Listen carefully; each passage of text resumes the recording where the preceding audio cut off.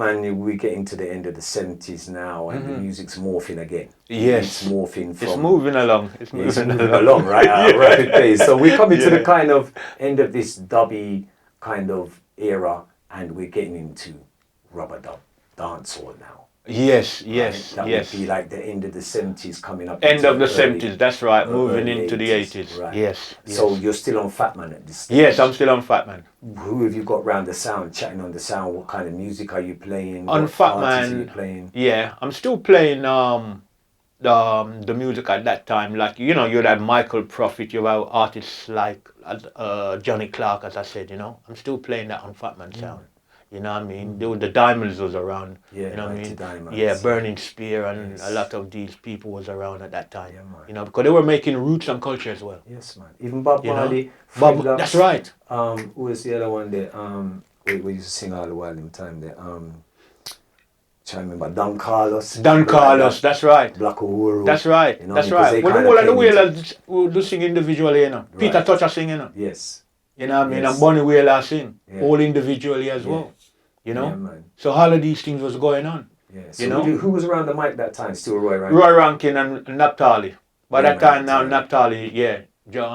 I brought Naphtali in, you know, on Fat Man Sound. Yeah, because I can remember past the Dutchy and, you know, Queen's Head up Turnpike Lane That's on a right. Sunday. I remember that. You know, That's that's the kind of era like when I was really like going to dances and watching the mic man them hard thinking like, yo, because I was already chatting, but I wasn't really on a big sound yet, because I wanted to be on a big sound. And it's Raymond and Roy. Yes, I used to Roy be Rankin watching. and Raymond Naphtali. And you behind the Yeah, sound, that's always right. playing the right tunes at the right time. Always, man. You just had a particular skill, you know. Yeah. You was known for that. Yeah, well, you know, and I know the thing. Yes, of course. So You know? you've done all of this work now. Yes, that's right. I would say that sound system is like the best apprenticeship anybody could have served in Yes. the music industry. So That's you've done all right. of this work now, and it's getting to around 81, 82 now.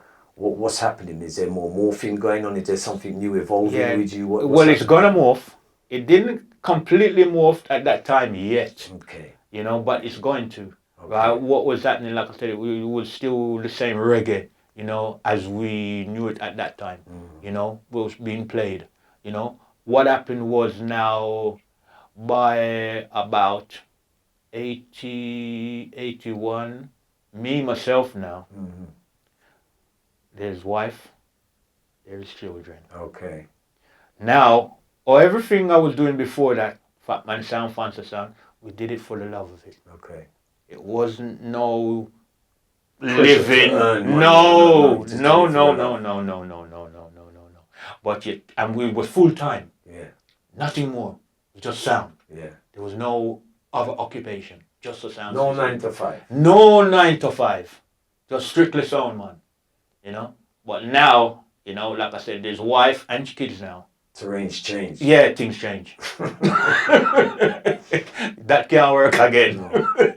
You know, so Not I had for to me. start thinking now how to use the skills that I have into actually earning something, or leave the sound system industry and go and do a 9 to 5. You know, I knew nothing about 9 to 5. It wasn't in my psyche. You know, that is the God's truth.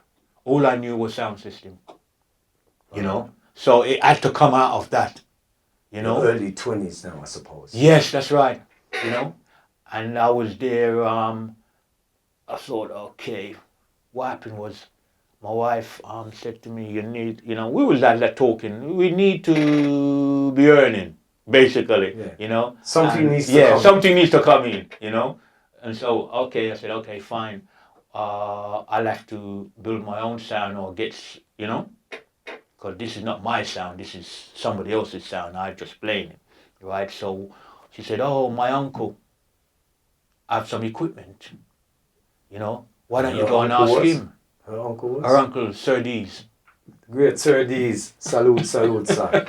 Salute, You know, salute. that's Okay, right. So Sir D's is another Yeah, heavyweight cornerstone sound That's in right. Tottenham. that's right. So he's got equipment, but he's not Yeah. really using it. But he's not really using it. Okay. That's right, you know. Right. So I went to him and I said to him, let's create a new sound, Yeah.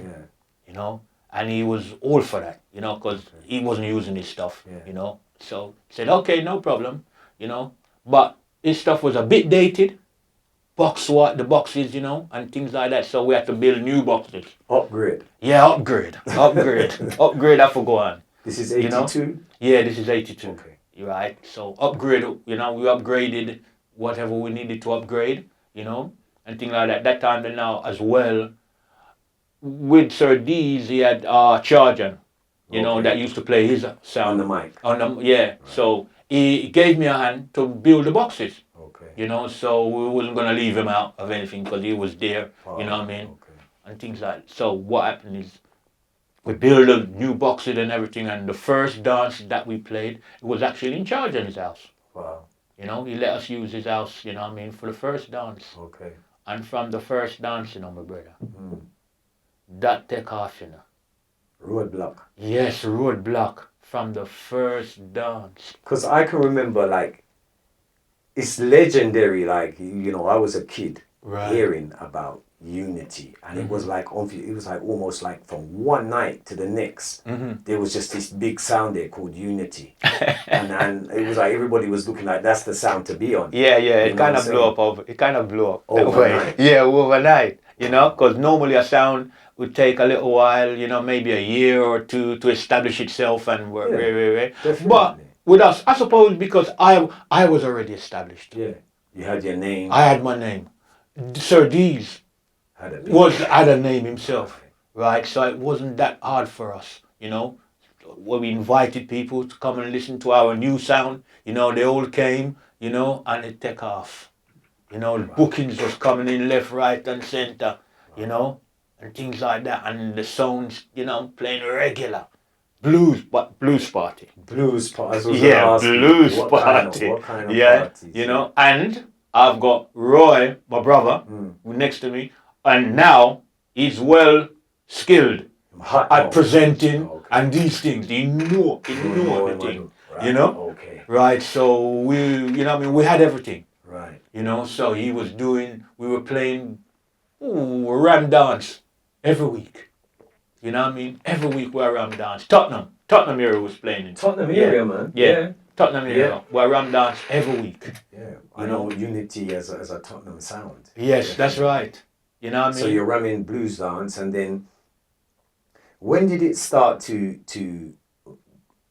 when did you start to play in dancehall sessions against other sounds and that? Right. Before I got to that level, something that happened in the blues, which I think is important. Blues at that time used to finish at 6 o'clock. In the morning, yeah. Right.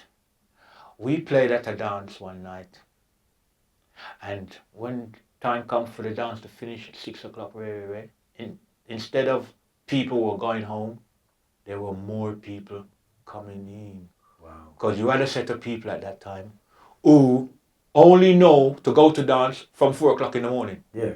You understand me? Right, that's what they know. You know? Right. So they found us, you know. So we were now playing till 8, 9, 10 o'clock Sunday morning. Wow. You know?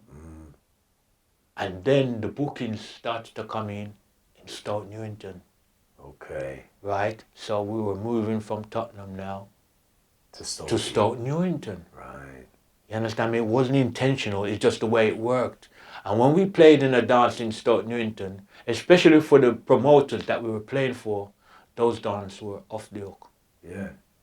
Believe me. Because they introduced even some of the yard Jamaican DJs on the sound. They brought in Hugh Brown was on the sound, Sassafras, you know, see, Ja Thomas. Yeah. We had Liquor John. I sing. Yes. Yeah. On the sound. Wow. And this is blues dance, you know. Blues dance. Yes. Wow. You know? So a blues dance, for those who don't know, watching this, would be in a house. Most of the time, it would be a derelict house or a house that was just empty. Man just go kick off the door and we're flinging sound in there, we're playing sound. Yes. So blues dances never had no regulations or anything, and sound systems were very loud back then, so you know people would hear it driving down the road, it was word of mouth. That is right. And you got a cork dance, the roadblock dance, running from 10 o'clock at night right through until sometimes midday. I mean, in the heyday of it, 2, 3 in the afternoon, dance is still going on. That is right. Some people's leaving to come to the dance from their house at 6 o'clock in the morning. That's right. You know, Yeah, so you've got all of these artists coming. The popularity is getting more and more now. And you know, then it starts to morph into the dance hall. Then it start morphing it. That's right. We could no longer play in a house blues. You have to go hard. No, we have to go in a hall. Go play it. We have to. You know, right? Because the blues can't hold way again. Man. You know what I mean? So we moved into the dance hall. By this time now, Jammies, who was living in my house, previously from Fat Man days. Yes. Jammies was living in my house when he come to England. Yeah. To do his business. Okay. You know? So Jammies came up with Under My Sling thing. Let's hold it right there for a second. Hold it right there for a second, because that's a very important, pivotal turning point. Yeah. In the history of sound system and dancehall music, but also in this interview. And we haven't quite got there yet. So this morphing or evolving part where you are now going into the dance hall is around 83, I would imagine. Yes, yeah, that's right. Like water pumping. Yes, that's right. You know, that's right. Worries in the dance. Yeah, that's right. That's right. It's just before. That's right. Dance. That's right. So are you playing sessions and blues and parties still, but then are you also clashing with other sounds here? We're not playing at blues no more. Right. We're playing into clubs. Dancehall clubs. Right. I wouldn't say we was clashing like how we became clashing. You know, I would say we would play with another sound. Yeah. Right. But it wasn't even too regular because we were ramming the venues all on our own. Anyway. So we didn't. You were known for that. That's right. Yeah. So we didn't promoter wouldn't be booking another sound to play with us. You know, but when you went into the halls, yes, you might be playing with another sound. Yeah, that's right. Depending on the size of the hall. All right. You know, or we might go into another area. You know, where there's a sound in that area. You know, if you play with that sound, you're guaranteed crowd anyway. So you got your crowd coming. Yeah, so that's right. So we got a nice session. You know, but that wasn't very frequent. You know. So you're playing clubs like Phoebe's, Four Aces. That's right. You're playing Norwich maybe. Yeah, that's right. You're playing blues dances. No, sorry, you're playing school halls, church halls, that's right. Clubs, that's community right. centres, and these things. All in the northeast area, or you started to branch out now? We just started to branch out. The majority of the dances was between Tottenham, Stonington, and maybe towards East London, your Leytonstone, you know. Yes. I know that area. That's right. Or in that area. Right. You know. Occasionally we would go to South London. Okay. You know. But also there was outings. We remember people used to keep outing. Okay. Yeah. Right? Yeah. So we would go on day trips to like Barry Island, you know. We used to call them coach trips back in the day. Yeah, that's right. You book your ticket and it's all a sound system thing. The sound drives down to the seaside. They hire a hall out there. You have your day out on the beach and do your thing. And then in the evening, you go into this hall and they've got the sound in there and you rave. That's right. You know? I remember that very well. So we were doing all of these all things, of that. you know. Okay. And as I said, we didn't do a lot of playing with other sounds yet because we were filling a lot of these venues on our own. You know, so a promoter would just book us alone to do this thing. You know.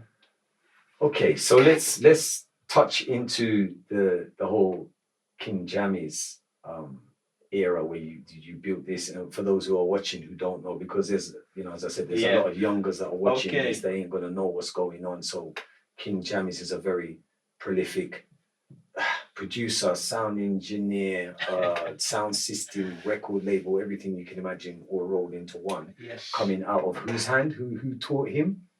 King Tubby's, who you need to go and research as well. He's a very, very prolific producer and engineer. These people are technicians. They know how to build equipment. They know how to build sound system equipment. So it's not just them making records or just playing a sound system. They're actually technically knowledgeable about how to solder capacitors and resistors onto circuit boards and make a piece of equipment. So so Prince Jammies first, and then he becomes King Jammies. That's right. When did you meet? When I was playing Fatman Sound. Yeah. When Jammies come to England, right? Fatman met Jammies originally by going to Jamaica, going to Tubby's to cut dub plates, right? And they became good friends, right? When Jammies wanted to come to England to see what was going on in England with the music, right?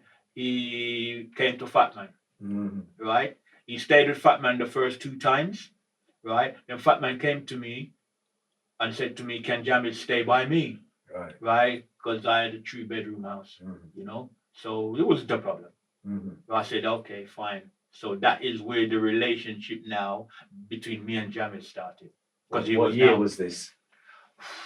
I would say about 76. Okay, so you was already friends with him from 1976. Yeah, that's right. So now we're 84 going into 85. Yes. And what happens now? What happens is he produced Under My Slington. So for those who don't know, there's a bass line, and all you junglists know it. It goes like this: do do do do do do do do do do do do dum dum. That is Slington, and it was originally made around 85. Yes, yeah, that's right. By King Jammies, yeah, and it was the first digital dancehall record. This is when everybody talking about digital this and that. 1985, the Jamaicans were making digital reggae dancehall music. Okay. It wasn't exactly the very first one that was made, because you had a few others attempted, right? But this is the one. But this is the one that made the mark. Which other tracks were before that? Can you remember? There's a tune called Get Flat. Blood Fire Posse. Yeah. Get Flat. Yeah. That is totally digital. Yeah. You know, a lot of people wouldn't know. I remember that. Yeah. You know, Get Flat. Yeah, Get Flat is totally digital. Paul Blake and the Blood Fire. And the Blood Fire Posse. That's right. You know, these are who are also responsible for I'm just a rubber dub soldier. So all of you guys that remember Stevie Hyper D singing I'm just a junglist soldier, that's where that came from. Right. Paul Blake and the Blood Fire Posse, a record called I'm Just a Rubber Dub Soldier. That's right. So they were responsible for the first digital sound. That digital sound. I remember that. I didn't even that digital sound, which is really a synthesizer. Yes. And a drum box. Right. 2 musicians, sometimes 1. Like a Casio. Yeah. Like a Casio thing. And they program it. Everything is programmed. You know? So that's where it started then. But Under My Slington is the very first one that blew up. Because when that came, changed the whole game. That changed the whole game. That's when I literally came into, the best years of myself. I was about for maybe 6 years before that. I came on the sound. He changed the reggae. I came on your sound Unity around the time when the digital dancehall thing. That's right. I mean, that was the way. He changed the reggae thing. It did. Because the producer in Jamaica would have to hire 4 to 5, maybe more musicians to build a rhythm track. Right. Now, when that happened with Under My Slington, yes, they only needed 2. 2 people. 2 people. One played bass and one played drums. Yeah, one played the synthesizer, and one programmed the drums. So it changed the whole thing, and that obviously became popular. Under My Slington was popular. Yeah. When Jammies saw that, there's 2 musicians in Jamaica called Steely and Cleavy. Yes. They had previously made quite a few tracks between them using just the drum box and the synthesizers. So they took the tracks to Jammies. Okay. Right? So Jammies took it from them, recorded vocals on them, sent the stuff to England to me, and I was playing them on my sound. Exclusively. Exclusively. Nobody else couldn't play that. Nobody else couldn't play this. Because at that time, I used to listen to King Jammies sound tapes from Jamaica. with Toops the selector. Yes. And you'd have, you know, Admiral Bailey, Yes. Major Worries, Tonto Irie. You could Twitch. That's right. John Wayne. Yeah, all of these DJs, and these are the guys that kind of was you know, even Chakademos. Yes, that's right. Used to be chatting on the sound as well. That's Even right. Shabba. Yes. Even Shabba. That's right. Major Worries. Major Worries. Yes. Right? And they had singers as well on there, like Anthony Malvo, yes. Colin Roach. That's right. Guys. And I can remember like listening to this thing, and it was just like, this is it. That was like it was the most highly charged energy on any cassette tape. The music was loud but clarity, and all of the music was his music. And so you're getting all of this exclusive music from Jammies. From Jammies, yeah. And you're the only man playing it. I'm the only one that's got it. Wow. You know, and we were playing this music and, well, selecting it properly. Yes, which you already had the skill. Yeah, that's right. And people gravitated to it. I can remember going to dances, man, and just watching you. Literally, it was almost this intense feeling of apprehension. What's he gonna do? What tune's he gonna draw? What's he gonna draw? Because you know, once he gets to a certain stage in the dance, you're gonna draw a brand new thing. Yes, it's gonna pop the dance because it's just one of them tunes that's right. there where everybody's like, yo. But we have to play new tune quite often too, as well. We have to introduce new music to the people every week in 4 Aces. Like, how did you get the residency in 4 Aces then? No, the guy who owned the club asked us. You know, he came to see us and asked us to be resident in there. Yeah. You know, we went in there twice. Yeah. Went in there 2 years, did a 2-year stint. Yes. Left, went back about a year later and did another 2-year stint. Every Friday night. Every Friday night. Because that's where I served. That's where I first came and checked on the sound. That's first right. time ever. I did that audition down Camis. Yes. And you looked at me and said, yeah, and you said 4 Aces. Yes. And then I was like, I need to write some lyrics, fam, because this is serious now. Yeah, man. Everything tight. Yeah, man.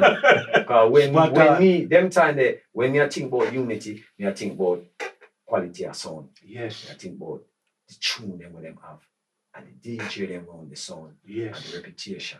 So me know say, me have to come with something. Yes. Because that the crowd there, hostile. Yes. Yeah? You can't go up there and chat no little meckery and things. It's not gonna work. It's not gonna work. No, it's not gonna work. I could see it in your face. Yes, you not gonna work. That's right. That's right. It has to be on a certain level. It's not gonna work.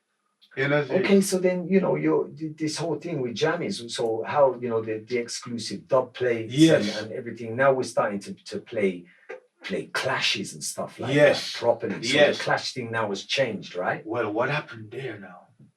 Because the sound is the sound have blew up all over the place, right. And other sounds was around, which wasn't getting the attention that they believe they should be getting or whatever reason, right. So if a promoter booked Unity to play with one of these sounds, it's going to be a clash, right? Because the only way they're going to get recognition, they have to prove a point to us, right?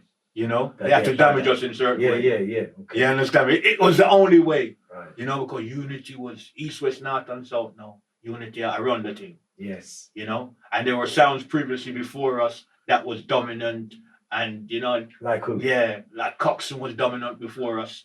Because Coxsone is one of the original sound them from Brixton. From Brixton. Right. You understand me? And they weren't ready to give up their crown. No. So they will fight hard. Yeah. Even to be honest with you, coming back into hometown, Fat Man was still around. Still pushing out their thing. Yeah, there was Fat Man before I came to you. Yes, Fat Man was still around.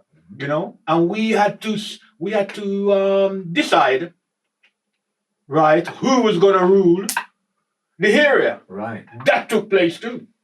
When was that? You understand? In the about 83, we had 3 dances with Fat Man. Where? 2, Seven Sisters Road. There was a little place down there. 7 Ladies? 7 Ladies. Park. Yes. Right, we played there. And well, the last final one was Arcola Street. Okay. Right, that is where we decided the whole thing. Yeah. Right, call it, we would say best out of tree. Yeah. And Arcola Street was the third one. Okay. And after that night, Fat Man decided that he's going to put that sound one side and make we go on. Make you go on. Yeah, make we go on. Artists. Yeah. So you've got Roy Rankin on the sound, as the Godfather. MC. Yes. What other MCs are on the Yes, sound? the word. You know, you was on. Well, Yeah. you was on the sound. Before I came. Yeah. I'm talking about before I came. Oh, before you came. Yeah. Okay. Before I came, no, it was just me and Roy Rankin. Before you Rankin. came. Before I came. Oh, no. Before you come, it was Rockers. Demon Rocker. Flinty. Yeah. Was there anybody else? There was a few others of their friends, Sean Manger was on the sound. The Riddler passed through one at a time. Yeah. They came after those. So you've got Roy Rankin, Demon Rockers. Charjan was on the sound too. Yeah, and Jack Rubin. Nearly forget them. Right. Okay. So when that little morphing went on, because there was a time when Charjan and Jack went on to Fat Man. Yes. And then that's when I was on Fat Man. So I then made the switch and came over to Unity. Yes. So it became me, Demon, and Flinty. Yes. And we're going out and doing these dances with you, Roy Rankin being the Godfather, the That's teacher. Right. That's right. To call him back then. That's right. And we're doing we're playing these clashes, Mm-hmm. and we're killing everything in sight. Every dance was a clash. Every dance was a clash. Even if it was just a normal dance, it was a clash. So you got bands on the mic, you got the top selection and everything. Yeah. And then I remember, and then we had the headquarters up at Regal Record Shop on Jackson Road. That's right. And there was just a who's who of Jamaican artists coming through all the time. That's right. I used to pass through there. That's right. And then, Unity won best sound system in the That's Black right. Echoes. 86, 87. I think that was 87. Yeah. One day, Black Echoes decided to create a sound system award. That's right. Yeah. To give to the best sound in England, and the first one, we won the first one. You won the first one. Yeah, we won the first one. Yeah. How did that feel though? Like all of those years. To be totally honest with you, right? It felt good, but it never really it's not like to say it blew me away. No. You understand me? No. Only because we, because we are do what we are do. Right. Right. Yeah, you're working. That's right. You're know what I mean? Business for you. So we get, and we were so constantly on a certain level. Yeah.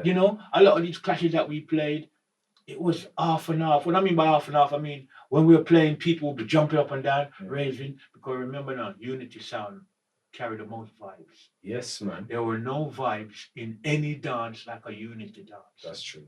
You understand me? So we would be playing and the vibes was on a level, and then the other sound would come in and then the vibes would go down, and then we'll come back in and we'll lift it back up again, and that became a norm.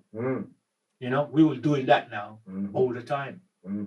So when it comes down to winning awards and whatever, we win an award and we moved on, and so forth. That was just what it was, I think we're kind of more even gravitating towards maybe the entertainers like yourself becoming more than. Yes. Just sound system. So just this point. That's right.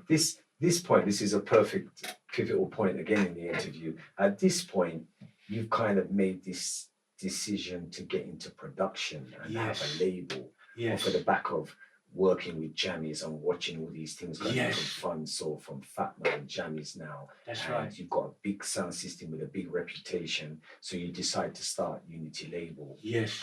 And get into production. So how did that kind of? Well, I had everything around me. I had the musicians. Like I said, being with Jammies, I saw how they did what they did. You only needed 2 musicians, right? So within my sound, I had Red Eye who could program the drums, and I have Roddy who could play the keyboard. Right. So I had the musician to play the rhythm tracks, right? Then obviously I've got the DJs and the singers around me too on the sound. So it was just like next step, natural going into production, Yeah.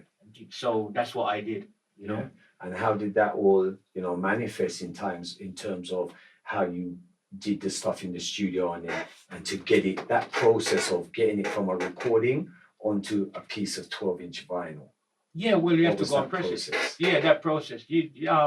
When you record and you mix your track and everything, it's just a case of going to a pressing plant you know, and somebody who makes the labels, That's right. you know, and hold in your label and go to the press, take it to the pressing plant, and he presses the records, and you know what I mean, Yeah. and things like that. But them time, you know, the sound I earn money, Right. so could I use that now? You know what I mean? To invest into the recording side of things. Right. You know, and everybody was happy, wife happy. Yeah. You know, Because things are rolling on.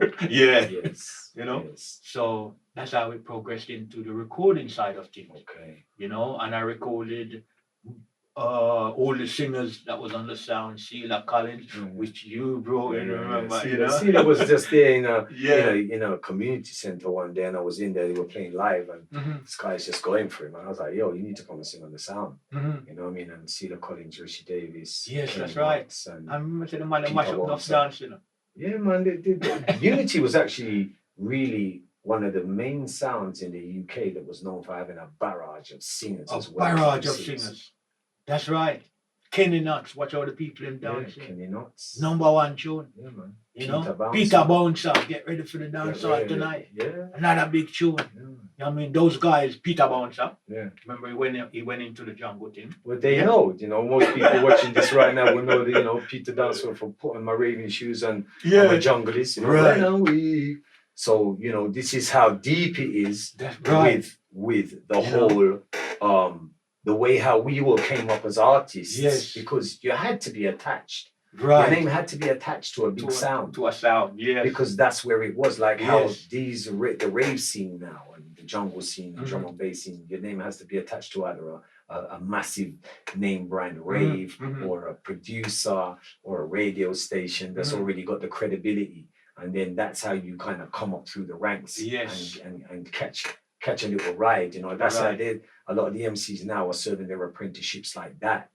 Whereas with us, we served our apprenticeship on sound systems. Yes. And for me, it was the best apprenticeship I could ever serve, because the solid foundation, learning how to project your mic, your voice into the microphone, even the microphones that, you know, the mic stage, as we would call it then, you know, it had a certain resonance to it, and you had to know how to pitch your voice that to get the right tone frequency, to actually cut through, because the music I play alone. You can't just go there with no little piano voice. You have to cover that heavy voice, and you have to dominate over that to make the people hear you. And you have to have content as well. That is right. Do you know what I'm saying? So okay, so you're doing all of this stuff now, and the time is actually, we're getting down to like 88, 89 now, and the music starts to morph again, doesn't it? Yes. Because we've got the pirate stations coming in. Yes. We've got the whole dance session thing, and the club thing is now morphing into some wine bar. Things starting to change now. And the rare groove parties start coming in with, like, you know, Fifth Avenue, Manhattan's, Funky Express, that kind of the promoters now saw where they could hire 3 or 4 radio DJs, pay them the same amount of money that they would have to pay one sound. Yeah. The difference is now that they will get their dance promoted on the radio. Right. During the week. Build the hype. You understand me? Yeah. And then, you know, so that steadily grew. So the sound system now was started to take a back seat as far as that is concerned. Promoter would book radio DJs for his event more than go and book a sound system or 2 or 3 sound systems. Right. You know? So the scene kind of changed, you know, because whereas sound system, especially if you're dealing with the big sounds, you could put them into a place like Acton Town Hall. Right. You can't put radio DJs into Acton Town Hall. No. You have to put them into a wine bar. Yeah. And these nice, you know. Yeah, man, more clubby. Yeah, more clubby looking. More kind of chic stuff. And that's people right. Dress up. Good. Yeah. Now the music policy now. Yeah. Not that the music changed. What a lot of the music that they were presenting to the people was being made at that time. But also a lot of them was playing what we on a sound system stopped playing a long time. Right. You know? To entertain their crowd. I suppose that's what they had to do. Yeah. You know, so the progression of the music kind of started to slow down too. Okay. Because I remember at that point, you know, we're in the midst of digital reggae dancehall, and it's banging. And then there was a time when a lot of the time the DJs used to get mixed down by a man who'd be there mixing them down. So, That's right. That's right. So, and then I noticed that the actual music production started to go in that direction. That's right. They built it like that. That's right. To come like doom, doom. That's doom, right. doom, They built doom, it like that. Doom, you know, whatever. Yeah. And then you just hear this like, you know, Capleton and them guys. Yes, that's right. Because they become dominant in the reggae scene. Yeah. The Capletons and the Beanie Mans and Elephant Man, and they became dominant in the reggae scene. Yeah. And the vocalists, they also had to take a back seat to these guys. Yeah. You know? And like I said, became a more artistic. Yes. Yes. Yeah, they were building the rhythm tracks, you know? Like how we were mixing. Yeah, like how we used to mix. That's right.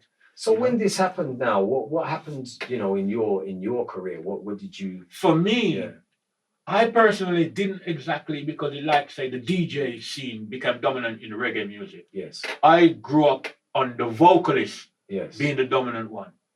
So I didn't exactly gravitate to the DJ because I always saw a DJ as somebody that backed up the rhythm track after the vocal. Yes. You know, that's what I saw the DJ as. So you know, so when that's right, more a vocalist man. Singer. Yeah. So when the DJ thing came in, you know, I just thought, you know what, I got two choices. Either I come out of this totally, or I get somebody else to select, because I can't select this. No. You know. Plus the lyrical content of a lot of those tunes coming out of Jamaica too wasn't very good for me. I didn't think it was any good. So it's already starting to get very slack at that time. We're already starting to get very slack. Early 90s. Yeah, that's right. I never like it. Because I kind of just wasn't identifying with it neither. And obviously because there was no really parties being held where you would actually go and hold the mic and chat the host. No, that's changed. It changed. Because it was now the radio guys. That's right. And they don't play version for a DJ to chat on the mic. No. They didn't play that version. So the whole thing changed. That's right. Right? The thing is, it never changed for the better. No, it didn't change for the better. Well, I mean, there'd be people that would argue that. Yeah, they would argue that. You're saying. Yeah, I understand. But anyway, whatever, it changed. So when it started to change now, I thought, well, okay. As I said, get somebody to play, because I can't be playing all of this type of music. Yeah. Or come out of the sound system. Quit the thing, Yeah. And what did you do? I quit the thing. You quit the thing? Yeah, but the thing never quit me. No. Still in you. So what did you do? You went into... No, I moved and I went to Luton. You moved from London to I moved from London to Luton. Okay. You know? What year are we talking about here now? 92. Okay, because this is when I'm sort of running around with Demon and Flinty getting into the whole rave scene, and the rave scene is morphing. I'm not even on the mic in them parties yet. I'm just raving, watching what's going on, watching the music morph from acid house into hardcore, and then this early jungle sound when the bass line started coming in. Then I started to identify with that. Yes. And then I'm like, yo, I want to get on the mic. It wasn't until 93 till I joined Cool FM Eastman's pirate station, because then I had to go right back to the beginning again and rebuild my name, because nobody never knew me there. Right. It didn't matter what I did for 13, 14 years on sound system. It's like, oh, that man there, we don't know that boy there, we not give him no mic. So we have to go back and build my name from bottom again. Right. So you moved to I moved to Luton, right? But within the reggae industry, what was taking place now is that type of music that was going on with DJ Tune and the Slackness, that started to get a little bit iffy too, to the reggae crowd. Right. So the only people that were supporting a dance now was the elders. Right. Like so dance is like how we used to do it back in the day. Yeah. Right. The whole dance. Yeah. Right. Which is like dance back in the day. Yeah. Right. So when I moved to Luton, that started to, come in a bit. You know what I mean? So you were playing, you went back to basics and started playing blues dances again, kind of thing. But in clubs, playing the blues dance style. 5-0 Club? Yeah, I played in 5-0 Club. There was another club in Bedford called Cabanas. Yeah, I remember that. Some wicked dance keep inside it. Yeah. You know? So like early 80s, early 90s now. Early You've gone- 90s. You've gone That's retro. right. You're going back to your I'm going origination. back to, that's right. Wow, man. Which wasn't difficult for me neither, because I knew the music that I'm going to be playing then, right, is what I played already Yes. back in its early days. So I knew the impact of certain music Yes. on the crowd. Right. So it wasn't hard. It was even easier than, you know. But your age group of people are going to That's come right. to those parties. Instead That's of right. You kind of separated yourself from the youngers now. Let them Yes. do their thing. That's You're right. going to take it back to the old Take school it back to the old school. and have that crowd. That's right. And have that crowd. The elders came in, you know, and so forth. And which was quite, it was fine. Yeah. You know, because the promoter, he was happy with what was going on. Because Right. his elders buy liquor. Right, exactly. Yeah, they spend You know, money. Spend money and them are rave. Right. You know? And you've gone back to Dennis Brown, Sugar Minott, Yes. Henry Isaac, and Slim Smith, Yes. Delroy Wilson, all them type of That's music right. there again, because that crowd of people appreciate that. That's music. right. It's been like that from then until now. Okay, so for the last 20 years, Yes, that's right. It's You been just- like that for the last 20 years. have you still been producing music? That's right. You know? So you got Yeah. more into production as well. Yes. I got my own recording studio, you know. Got your own and so recording forth. studio. And there's a few artists that lives in I call it the Bedfordshire Three Counties fraternity, Luton Watt side. You know, I would record them, 1 and 2 artists from down here as well. Okay. You know, and so I'd still produce whatever, you know. And Reggae, build- obviously. reggae. You know. And I Do you learned to do any of play. the digital stuff still? Yes, well, you could call it digital stuff because it's still programming, and it's On a still computer. synthesizer Yes. and a drum box. Yeah. You know, so Yeah. you could call it digital stuff same way. Yeah. You know, but I learned to program. Yeah. I learned to play. You had to Yes, keep the thing to going. keep the thing going. Because you're in Yeah. Luton by yourself. I'm in now, Luton by myself. And you have to okay. You understand me? You know, so I learned, you know, how to do all this stuff. You know, something like that, and it got me very busy. You know. What would you say is like the highest point in your career as a selector? Like when was the heyday? It's the Unity days now. I mean, I selected Fat Man days, and that was good. Champion song, Fat Man song, big song. But it's the Unity days. Yeah. Something else. I don't experience nothing Not like that. like that. Right? It won't happen again. No. It won't happen then. No. Right? Because, as I said, from we kicked off, right, it was like, boy, I'm doing things that I've never done before. You understand me? You know what I mean? And it just, the vibe around Unity sound, you know.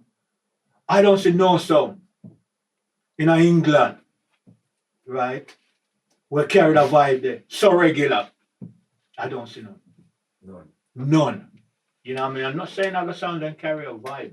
They No, carry you're their not vibe. dissing You their vibe. understand? It's just I'm not dissing your anybody. Unity's thing was You know? unique. It That's had right. a unique edge to it that couldn't be replicated. And what and whereas you'll have sounds of certain crowd, you know, Unity, we had a mixture of men, women, you know, the whole thing. Yeah.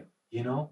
It was like a 3-in-1 sound then. Yeah. It was a clash sound, it was a rubber dub sound, it was a party sound. Yes. We had the whole thing Yeah. in a one dance. On the You one. know, under one roof. Yeah. Wow. You know. Wow. You know, so to me, you know, that are my highlight. That are my, you know. That You was know? that was the high point of your Yeah. career, and that's the time when you felt like, yeah, this is really what it's about. Because you didn't plan it, did you? You No, were I didn't just- plan it. No. Nothing. You just was doing it planned. out of love. That's right. I didn't plan it. When I built Unity Sound, it was only to play a couple blues parties. I wanted to play something anyway, because I had the selecting in my blood. So I wanted to play a sound. You know, leaving Fat Man Sound, build Unity Sound, I wanted to play a sound. You know, I didn't want to go and do a 95. Remember? No. I wanted to play Yeah, a sound. Yeah. Right? But to build Unity Sound, it wasn't the intention, I'm going to build the sound now, and we're going to kill sound. We're going to, no. It was just to entertain people. That's all it was. The intention at that time. And you became like the king. So there you have it. That was me, Navigator, with Ribs Executive, representing for Third Eye Records. Speaking about the history of sound system, the culture, the heritage, and how deep it was. Big respect reaching out to Sid Young, Rastemo, always representing for Third Eye Records. Make sure you check out all the social media outlets and the handles on Twitter, Instagram, Facebook, and make sure you support the team, man. Sound system culture we are defending, yeah? Navigator out. Salute, salute.